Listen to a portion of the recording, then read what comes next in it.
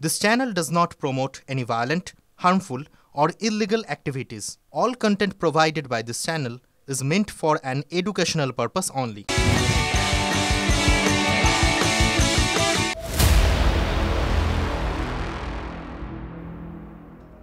সুপ্রভাত, টিভি9 বাংলার সকলকে স্বাগত। লিমা রয়েছে আপনাদের সঙ্গে। নজর এই মুহূর্তে সবথেকে বড় খবরগুলোর দিকে। কলকাতা হাইকোর্টের নির্দেশে চাকরি যায় 26,000 শিক্ষক শিক্ষাকর্মী। 2016 এসএলএসটি নিয়োগ প্রক্রিয়ায় দুর্নীতির অভিযোগে বাতিল হয় সম্পূর্ণ প্যানেল। কলকাতা হাইকোর্টের নির্দেশকে চ্যালেঞ্জ করে শীর্ষ আদালতে যায় রাজ্য।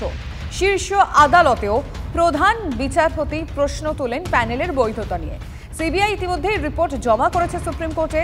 ওয়াই চ্যানেলে অবস্থান চালিয়ে যাচ্ছেন যোগ্য শিক্ষকরা। আর তারই মধ্যে আজ কি হতে পারে সুপ্রিম কোর্টে, জানবো আমাদের রিপোর্টার সুমন এই মুহূর্তে আমাদের সঙ্গে রয়েছেন। সুমন, দুটোর সময় মামলার শুনানি হওয়ার কথা রয়েছে। যেমনটা তুমি জানো যে এর আগে গোটা প্যানেল নিয়ে সংশয় প্রকাশ করেছেন খোদ প্রধান বিচারপতি। এই প্যানেল বাঁচবে কিনা এই নিয়ে কিন্তু বড় সড় প্রশ্নচিহ্ন উঠে গিয়েছে। যদিও এসএসসি দাবি করছে যে তারা পৃথকীকরণ করতে পারবে, অর্থাৎ কারা যোগ্য কারা অযোগ্য এই পৃথকীকরণ সম্ভব। যদি এই পৃথকীকরণ সম্ভব হয় এবং তা যদি সুপ্রিম কোর্ট দ্বারা মান্য হয় তাহলে কিন্তু এই যোগ্য শিক্ষকদের চাকরি থাকবে, না হলে এসএসসির দোষে প্রত্যেকের চাকরি যাবে। আজকে 26,000 শিক্ষক শিক্ষাকর্মীর যে মামলা রয়েছে বেলা দুটোয়, সেদিকে কিন্তু তাকিয়ে রয়েছে ওয়াই চ্যানেলের অবস্থানরত শিক্ষকরা, সেদিকে তাকিয়ে রয়েছে গোটা রাজ্য। ধন্যবাদ সুমন। সুপ্রিম কোর্টে আজকে 26,000 চাকরি বাতিল মামলার শুনানি রয়েছে।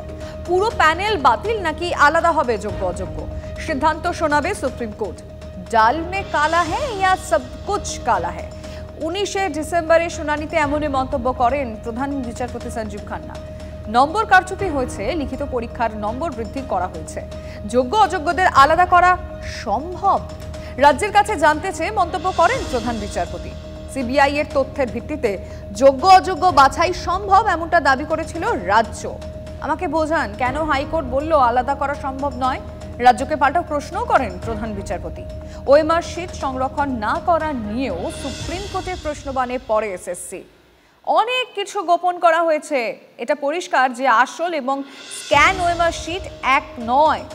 যোগ্য এবং অযোগ্যদের বাছাই করতে মেটা ডেটা খুঁজে বার করতে হবে, আর তা না হলে যোগ্য এবং অযোগ্য বাছাই সম্ভব নয়, মন্তব্য করেন প্রধান বিচারপতি সঞ্জীব খান্না। সুপার নিউমেরারি পদ নিয়ে তৈরি নিয়েও সুপ্রিম প্রশ্নে পড়ে রাজ্য।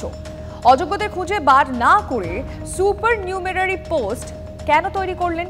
আপনারা নিশ্চিত করতে চেয়েছিলেন অযোগ্যদের বাদ দেওয়া হবে না, রাজ্যকে উদ্দেশ্য করে বলেন প্রধান বিচারপতি। যদিও রাজ্যের তরফে দাবি করা হয় অতিরিক্ত পদ তৈরি হলেও নিয়োগ হয়নি। 22 এপ্রিল এসএসসি 2016 পুরো প্যানেল বাতিল করে হাইকোর্টের ডিভিশন বেঞ্চ।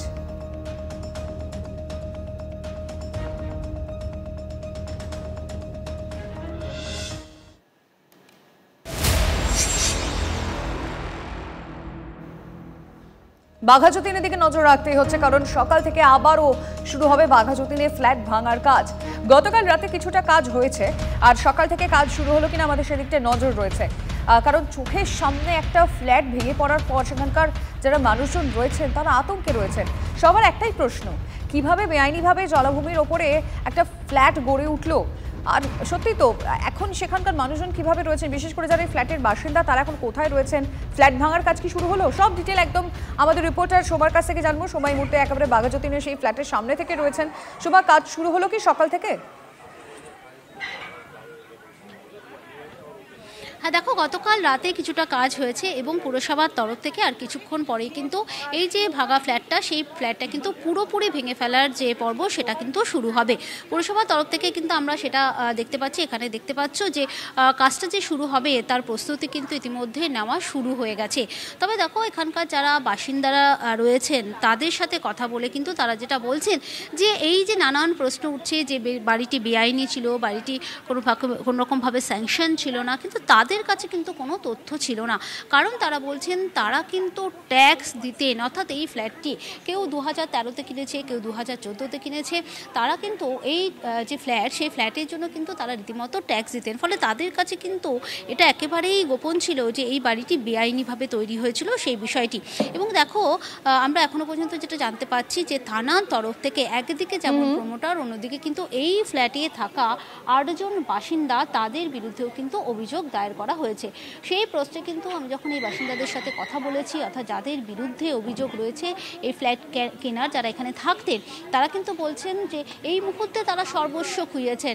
একজন মহিলার সাথে আমি কথা বলছিলাম, তিনি কিন্তু বলছিলেন যে 22 লাখ টাকা দিয়ে তিনি এই ফ্ল্যাটটা কিনেছিলেন এবং প্রমোটার যখন তাদেরকে এই ফ্ল্যাটটা দিয়েছিল তখন কিন্তু তাদের যে মিউটেশনের কাগজপত্র, সেই মিউটেশনের কাগজপত্রও কিন্তু তাদেরকে দিয়েছিলেন। অসহায় অবস্থার মধ্যে পড়েছেন এখানকার যারা 8 জন বাসিন্দা রয়েছেন তারা, কারণ তারা বলছেন তারা এত টাকা দিয়ে ফ্ল্যাটটা কিনেছেন, এই অবস্থায় প্রমোটার, তার বিরুদ্ধে পুলিশের অভিযোগ রয়েছে, সেই প্রমোটার কিন্তু পালিয়ে গেছেন। এখন তারা তুমি প্লিজ একটু সঙ্গে থাকো, কিন্তু যারা বাড়ি ছাড়া হলেন, মাথা ছাদটা চলে গেল যাদের, তারা কি বলছেন একটু শুনি। 2014-তে ঘর ফ্ল্যাট কেনা হয় আর কি, মানে আমরা কিনে আসি। তার আগে মোটামুটি 2 বছর আগে বানানো হয়েছে।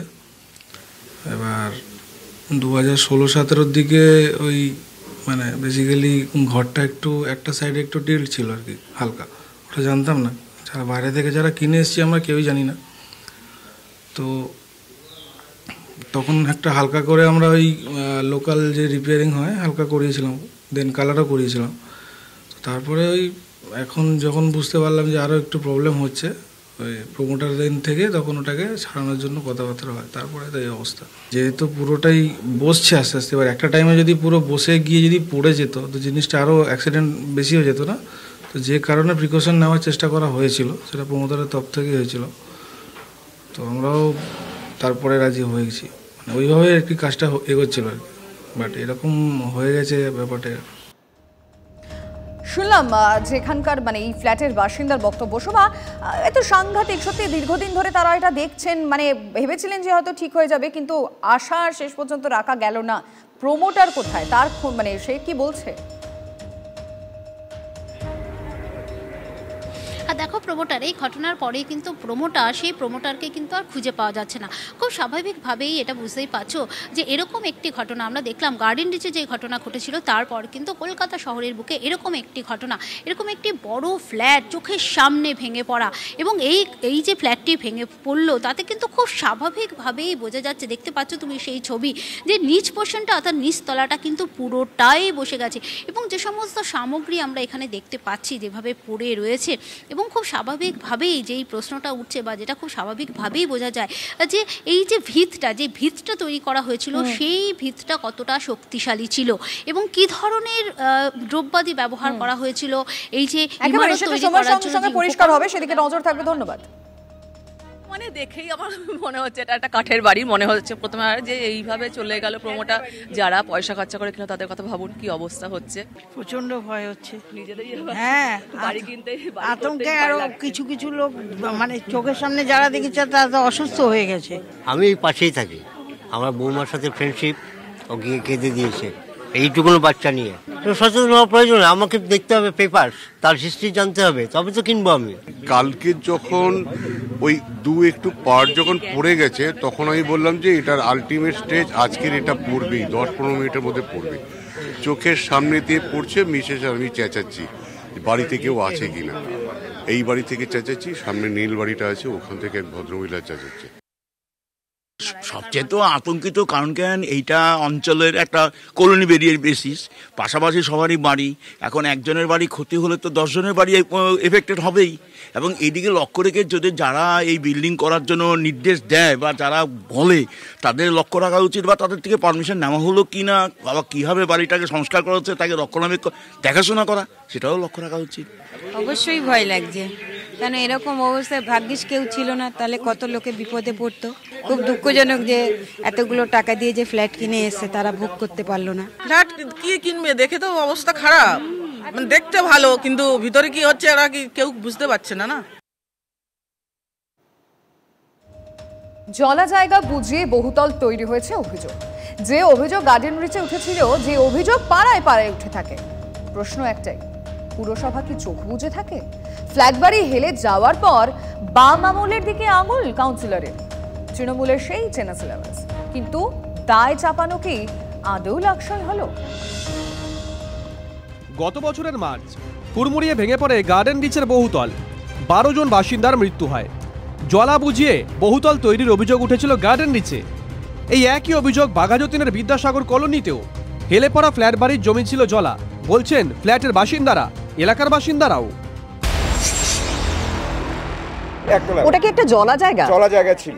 জলা জায়গা ছিল, সেখানে ছোটবেলা থেকে দেখেছিলাম, ওখানে একটা খাল গেছিল, ওই জায়গাটার নাম হচ্ছে পোলপাড়। ঠিক আছে, এটা বিদ্যাসাগর অঞ্চলে সবাই জানে পোলপাড়। সেই জায়গাতেই বিল্ডিংটা পুরোটা জলা জমি ছিল, ডোবা ছিল। তো এখানে কোনো মতে প্রপার পাইলিং ছাড়া 4 তলার কনস্ট্রাকশন কি 2 তলার কনস্ট্রাকশনও পসিবল নয়।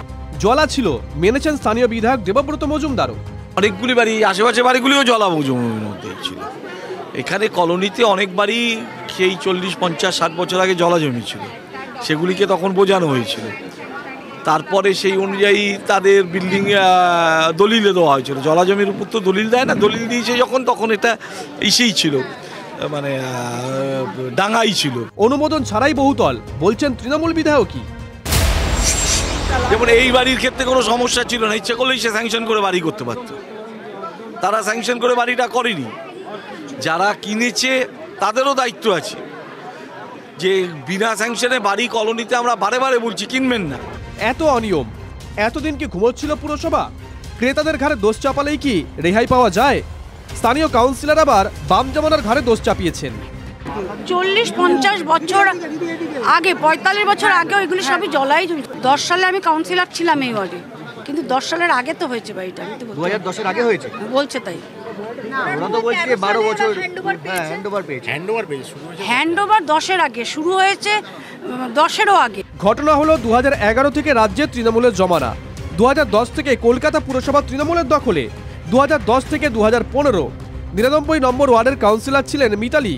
তাহলে অভিযোগ উড়িয়ে আরএসপি কাউন্সিলর বলছেন, আমি এখানে কাউন্সিলর 2015 সাল থেকে 2020 সাল পর্যন্ত, এবং 1 বছর কোঅর্ডিনেটর ছিলাম 21 সাল পর্যন্ত। আমার সময়ে কোনো 4 তলা আনস্যাংশন কলোনি অঞ্চলে আমি করিনি, করতে দেইনি। কোনো অর্থের কাছে, কোনো ভয়ের কাছে কখনো মাথা নত করিনি। প্ল্যানের নাকি নিয়মই ছিল না, দাবি মেয়র ফিরহাদ হাকিমের। একটা কনভেনশন ছিল কলোনি এলাকা, ঠিকা এলাকা, বস্তি এলাকা, ওই যেগুলো অ্যাডেড এলাকা, সেখানে নাকি প্ল্যান নেওয়ার কোনো এই ছিল না, নিয়মই ছিল, মানে নিয়ম মানে অলিখিত একটা ছিল যে নিতে হয় না। আচ্ছা, এটা একটা অদ্ভুত জিনিস। সবই কাটমানির মহিমা, তীর বিজেপি কাউন্সিলর সজল ঘোষের। আসলে কাটমানির বাড়ি, এটা তো ভিটের বাড়ি নয়, কাটমানি যে বাড়ির ভিত্তি, সে বাড়ি এরম ভাবেই ভেঙে পড়বে। সরকার নীরব, কাউন্সিলররা টাকা পেয়ে গেলেই হলো। জলা বুঝিয়ে ফ্ল্যাট এই একটি নাকি? শর্মিষ্ঠা কৌস্তব, সুজয় সায়ন্তর রিপোর্ট, TV9 বাংলা। রক্ষকে ভক্ষকের ভূমিকায় ধর্ষণের অভিযোগে গ্রেফতার জলপাইগুড়ির রাজগঞ্জ থানার এসআই সুব্রত গুণ। অন্যদিকে জমি মাফিয়াদের বিরুদ্ধে ব্যবস্থা না নেওয়ায় বিধাননগর কমিশনারেটের বিরুদ্ধে তীব্র ক্ষোভ আদালতে। হাইকোর্টের নির্দেশ ক্লোজ করা হলো নিউ টাউন থানার আইসিকে। জলপাইগুড়ির রাজগঞ্জ থানার এএসআই সুব্রত গুণ, তার বিরুদ্ধে ধর্ষণের অভিযোগ তোলেন শিলিগুড়ির এক তরুণী। এই অভিযোগে শোরগোল পড়ে যায় জেলা পুলিশ মহলে। অভিযোগ, তদন্তের নামে শিলিগুড়ির এক মহিলাকে রাজগঞ্জে ডেকে আনেন পুলিশ আধিকারিক সুব্রত গুণ। থানার অদূরে তার ভাড়া বাড়িতে ডেকে তরুণীকে ধর্ষণ করেন বলে অভিযোগ। শারীরিক অত্যাচারে অসুস্থ হয়ে পড়েন তরুণী। নির্যাতিতা শিলিগুড়ি মহিলা থানায় লিখিত অভিযোগ দায়ের করেন।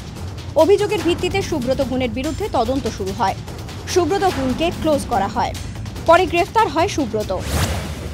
সূত্রের খবর, 2023 সালের জুন মাসে ক্রান্তি পুলিশ ফাঁড়ির ওসি পদ থেকে রাজগঞ্জ থানায় বদলি হয়ে আসেন সুব্রত। শিলিগুড়িতে তার একটি ফ্ল্যাট রয়েছে। রাজগঞ্জে থাকার জন্য তিনি একটি বাড়ি ভাড়া নেন। তার স্ত্রী ও ছেলে মেয়ে শিলিগুড়িতেই থাকতেন। সপ্তাহান্তে আসতেন রাজগঞ্জে। তদন্তের নামে ফাঁকা বাড়িতে তরুণীকে ডেকে পাঠিয়ে সুব্রত তাকে ধর্ষণ করেছেন বলে অভিযোগ। এই ঘটনায় অস্বস্তিতে জেলা পুলিশের কর্তারা। অস্বস্তি বিধাননগর কমিশনারেটেও। জমি মাফিয়াদের বিরুদ্ধে কোনো ব্যবস্থা না নেওয়ায় কলকাতা হাইকোর্টের নির্দেশে ক্লোজ করা হয় নিউ টাউন থানার আইসি কল্লোল ঘোষকে। আদালতের রিপোর্ট দিয়ে রাজ্য জানিয়েছে আইসির বিরুদ্ধে বিভাগীয় পদক্ষেপ করা হয়েছে। অভিযুক্তের জামিন খারিজের জন্য আবেদন করেছে পুলিশ। মঙ্গলবার বিচারপতি তীর্থঙ্কর ঘোষের এজলাসে জমা দেওয়া হয় রিপোর্ট, যা দেখে সন্তুষ্ট আদালত। আইসির বিরুদ্ধে অভিযোগ, এক প্রমোটারকে বাঁচানোর চেষ্টা করছেন নিউ টাউনের আইসি। মামলাকারীর বক্তব্য, তিনি থানায় জমির দখল সংক্রান্ত একটি অভিযোগ জানান এক প্রমোটারের বিরুদ্ধে, কিন্তু পুলিশ একটি লঘু ধারা দিয়ে প্রমোটারকে আত্মসমর্পণ করায় ও পরে ছেড়ে দেয় বলে অভিযোগ। এরপর বারবার হুমকির মুখে পড়তে হয় মামলাকারীকে। তিনি অভিযুক্ত ছিলেন, সেই অভিযুক্ত ব্যক্তি প্রমোটারের অত্যন্ত ক্লোজ ব্যক্তি, লোকাল প্রমোটারের অত্যন্ত ক্লোজ ব্যক্তি এবং লোকাল কাউন্সিলর তার অত্যন্ত ক্লোজ ব্যক্তি, এবং অভিযুক্ত নিজেও একজন ছোটখাটো তিনিও প্রমোটার। ফলে পুলিশ প্রশাসন জেনে বুঝে তাকে ব্যাকআপ করছেন। এই মামলায় কলকাতা হাইকোর্টের মহামান্য কলকাতা হাইকোর্টের বিচারপতি তীর্থঙ্কর ঘোষ তিনি প্রথম থেকে কঠোর অবস্থান নিয়েছিলেন। রাজ্যের পুলিশ প্রশাসন, রাজ্য সরকার নিউ টাউন থানার আইসিকে ক্লোজ করতে বাধ্য হয়েছেন। কেন পুলিশ এমন পদক্ষেপ করে তার জন্য আগে আদালতের সমালোচনার মুখে পড়তে হয়। মঙ্গলবার হাইকোর্টের পর্যবেক্ষণ, কেন বিধাননগর কমিশনারেট করা হয় তার পেছনে নিশ্চয়ই কোনো নির্দিষ্ট চিন্তাভাবনা আছে, না হলে তো ওটা একটা জেলার অংশ। এই এলাকার বাসিন্দাদের নিশ্চয়ই কিছু বিশেষত্ব আছে। সেখানে যদি পুলিশ সুশিক্ষিত না হয় তাহলে তো রাজ্য পুলিশের অন্য অংশের বাহিনীর মতো এখানেও পুলিশ একইভাবে কাজ করবে। বিচারপতি আরও বলেন, আগেও বলেছি, নিউ টাউন রাজারহাট সেই গুরুত্বপূর্ণ থানা যেখানে বাইরে থেকে বিনিয়োগকারীরা আসেন। ফলে সেখানে যদি পুলিশ প্রশিক্ষিত না হয় তাহলে সেটা সমাজের জন্য খারাপ বার্তা দেবে। একই সমস্যা বাগুইআটি থানার, না হলে একটা থানার মধ্যে থেকে তিনটে গাড়ি চুরি হয়ে যায়। এর ফলে কমিশনারেটে কর্মরত পুলিশদের পর্যাপ্ত প্রশিক্ষণের কথা বলে হাইকোর্ট। এদিন মামলার নিষ্পত্তি হয়ে যায়। নীলেশ্বর সান্যাল ও রঞ্জিত ধরের রিপোর্ট, TV9 বাংলা।